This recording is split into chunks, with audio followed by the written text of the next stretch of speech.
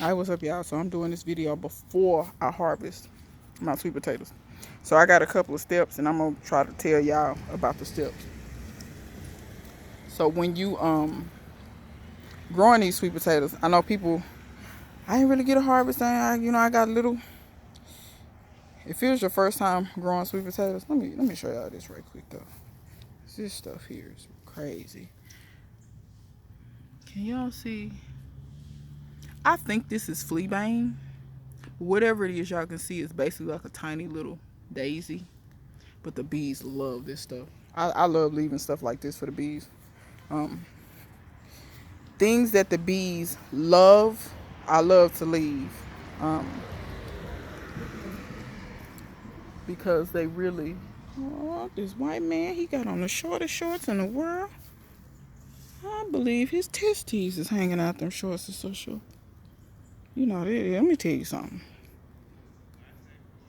Ever since election day, I have seen the strangest people been coming down the street, and I don't know what that's about. But anyway, so back to the sweet potato. Where the bees? Let me see. And I mean, it's these little bitty bees. It's all kind of little bugs on this. It ain't just, it's honeybees. Can y'all see? And then bumblebees. I mean, it's all kind of little pollinators, little gnats. Let's see. Fly, do something. See, they fly off when I talk to them. But anyway, y'all leave little stuff like that. I know that's a weed, but it's something for your pollinators to eat. They trying to prepare for winter just like everything else. All right. But anyway, back to the sweet potatoes. So this is a purple variety of sweet potatoes. Purple flesh, purple potato. Can't remember the name of it. Don't know if it's purple passion or Malokia or whatever it is. But the name is unimportant to me at this juncture. I just want to show y'all something. So last year I did a video.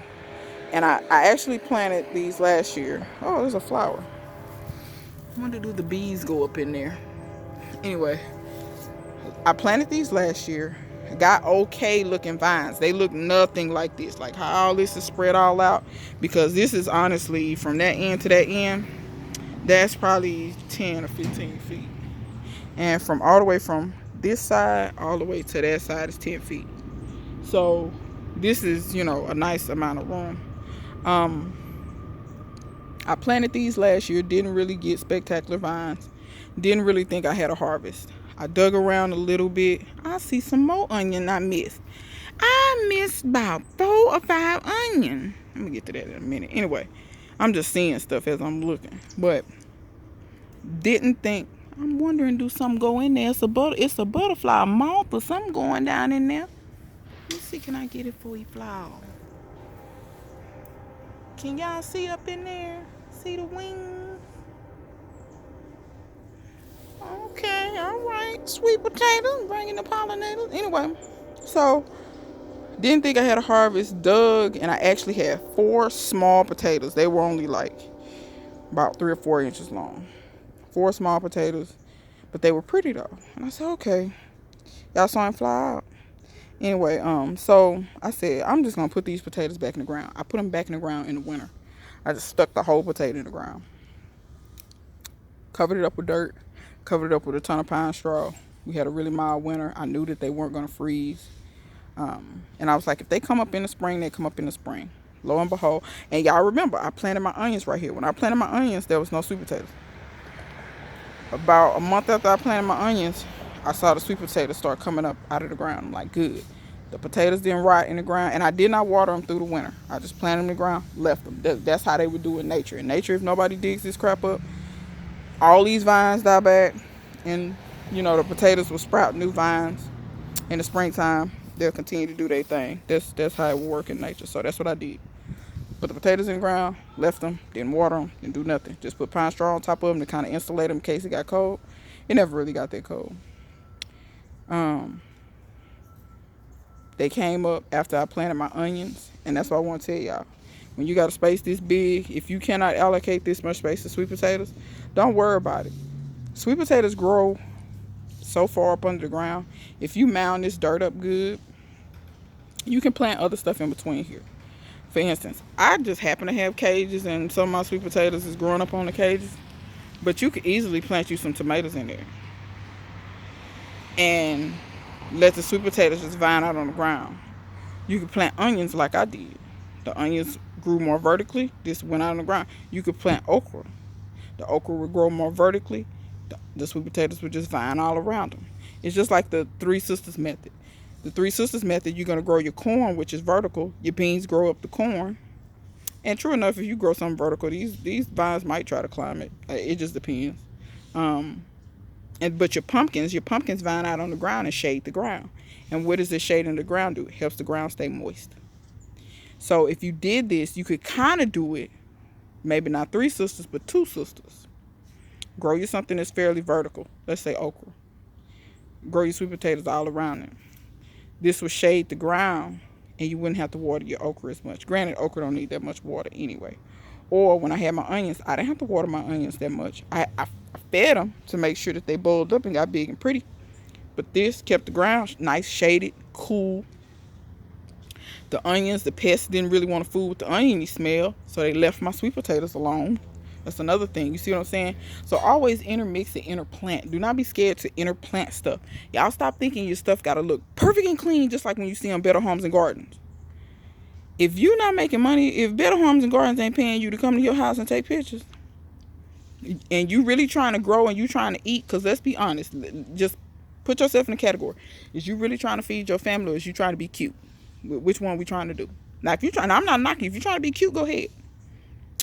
But guess what? I ain't had cute. Don't. When my stomach growl, my stomach don't care nothing about being cute. It's just like when my mortgage need to be paid, the bank don't want to hear nothing about, I tried to make some money. No, you better have a mortgage payment. It's kind of real simple. It's like, which one you want? You want to live in the house, or you want to live up under a bridge?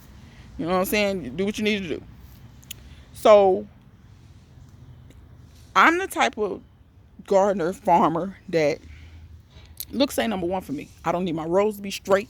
To me, that's a waste of time, because you're not always growing in a straight predicament. What if your land curved? You can't grow straight. You're going to have to grow in some other pattern. So what, you just not going to grow? No. I'm going to figure it out. And then not only that, sometimes I'm already OCD on certain stuff enough. I don't need to, you can actually ramp up your OCD-ishness to another level. You can actually cause that anxiety on yourself. And I don't believe in self-imposed anxiety. I've grown older and learned how to kind of mitigate how much anxiety. I try not to cause myself any anxiety. The world caused you enough anxiety for you to be causing yourself anxiety. So being worried about all this little nicky-nacky tacky stuff, you're going to drive your own self crazy. And then you're going to wonder why you look like you're 106 and you only 20. Just saying. So yeah, y'all do that. And another indication, I actually feel like I'm going to get a decent crop, y'all, because all these vines. If you don't have many vines, I want you to think about it like this. These vines do photosynthesis to produce tubers up under the ground to make your roots be bigger. I don't feed my sweet potatoes a lot. I do feed them with comfrey tea and stuff like that. I don't feed them a lot. I feed them a little. They don't need a lot of feeding. But I will tell you this. Do not let anybody tell you that sweet potatoes don't need water. They are lying to you. Yes, you can grow sweet potatoes and not water. They will grow vines. Sometimes they'll grow a lot of vines. In my first year, they grew a whole bunch of vines. I ain't getting no sweet potatoes. But think about it. What is a sweet potato when it breaks down? When it all boils down to it. Water and nutrients. That's all that's in sweet potato. And it's actually mostly water. Water, starches, sugars, and other nutrients like beta carotene and, of course, other minerals, things like that. But the vast majority of a sweet potato is water. It's like most vegetables. It's vast. So if you don't water it, them tubers not going to swell on the ground. You got to water it. In the heat of the summer, I water mine every day because we don't get rain like that. If we would get rain, I would let it rain and I wouldn't water it for a day or two, but then I'd go back to watering it every day unless we got rain. So that's how I did that. Do not let people tell you that you can get away with not watering sweet potatoes. It's just not gonna work. Another thing you need to understand is with sweet potatoes and potatoes, sometimes it's just luck of the draw, y'all. Sometimes you're not gonna get anything, and it may not have been anything you did wrong. Or sometimes you just don't get big sweet potatoes. It may not have been anything you did wrong. That even happens to sweet potato farmers, even commercial farmers. they even don't know what they're gonna get. They can plant 200 or 300 acres of sweet potatoes, and when they dig them up, there will be spots that the previous year had their biggest potatoes, and then next year it didn't really have nothing. Then they go 10 feet down the row and it's gangbusters. So it's just kind of luck of the draw. So it kind of boils down to how much do you like sweet potatoes. Me personally, I like sweet potatoes. So since I like sweet potatoes, I keep growing them, even when I really don't get much. Last year, I was late to planting them. That's another thing. Don't be late to planting your sweet potatoes. Plant your sweet potatoes as early as you can. Now, sweet potatoes do like heat. Do not plant them when it's super cold. You may stunt them. If you stunt them in the beginning, you probably won't get sweet potatoes. I've done that as well. So plant your sweet potatoes when the temperatures are constantly in the, at least I would say, mid 70s during the day. And you want to stay above freezing at night. They like sunlight, so plant these. Now I won't lie, in the heat of the summer, mine start to droop and run from the sun, even when they've been watered. The sun is just so intense here, and also keep that in mind, because where I have these planted, these get half a day shade. Y'all see all this shade right here? Then you see the sun starting to come. These don't get sun all day long, because if I did that, they probably would burn up. And that's what I try to tell people. Be careful, how and when and where you planting your stuff. People want to cut out all these trees and scared to plant in the shade. Sometimes shade can help you. Am I saying growing full shade? No, but you can. If you know what you're doing, you can. But y'all be cognizant of. See, I grew these in full shade one time and burned them up. See, I don't understand. I don't grow sweet potatoes a lot, and I've only gotten about 3 harvests that was worth something out of all the times I've grown them. And I've grown them in the full sun and burned them up. So that's why I started planting them here where they get half a day full blazing sun, and even then they kind of droop back. Now they they like it. But it is what it is. So pay attention to those things. I think I done pretty much covered everything. Don't be scared to plant things in here. Kind of think about almost like the Three Sisters method. Plant some more vertical plants in here so you don't feel like you're wasting your space. Plant something that you know that you can harvest before you harvest your sweet potatoes. For instance, if you got garlic in a spot, plant your garlic kind of far apart and then plant sweet potatoes in between it. You're going to pull the garlic before you pull the sweet potatoes. Or do like I did, plant onions. I already had the sweet potatoes up under the ground. Planted my onions. I pulled my onions way before these were ready. I pulled my onions a long time ago. Because I pulled my onions on Juneteenth. And I obviously missed some because I see 3 or 4. If you're going to plant tomatoes, I usually harvest my sweet potatoes after I harvest my tomatoes. Plant your tomatoes and you pull them. You see what I'm saying? But you can plant you something vertical, and this will shade around the base of those tomatoes. You won't have to water them as much. And when you water in one, you water in both.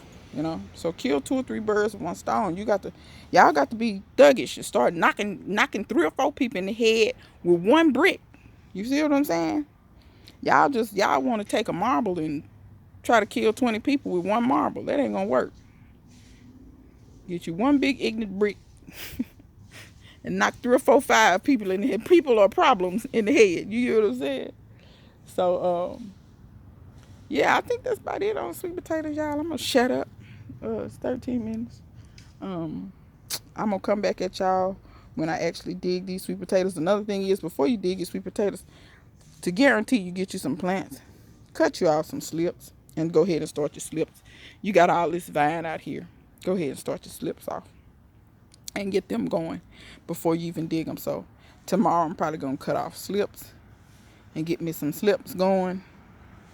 And then I'm not sure when I'm gonna dig them. Honestly, y'all, see, I need to cure these. It's getting so close to the holidays. I want to go ahead and cook some for the holidays.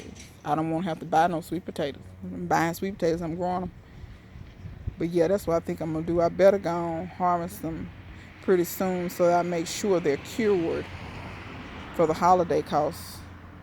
This is the very beginning of November. Yeah, I better pull them pretty quick. I don't have to have sweet potatoes for Thanksgiving, but wouldn't mind having them at least for Christmas. And I'm going to try to cure them for 2 or 3 weeks, maybe 4 weeks at the most. So yeah, I'm going to need need just a little bit of time. So yeah. So yeah, before y'all pull your plants, make sure you get you some vine, make you some slip. Okay? And yeah, I think that's about it on the sweet potatoes. Y'all got any questions, comments, leave them in the comment section. And thanks for watching. Till next time. See you guys later.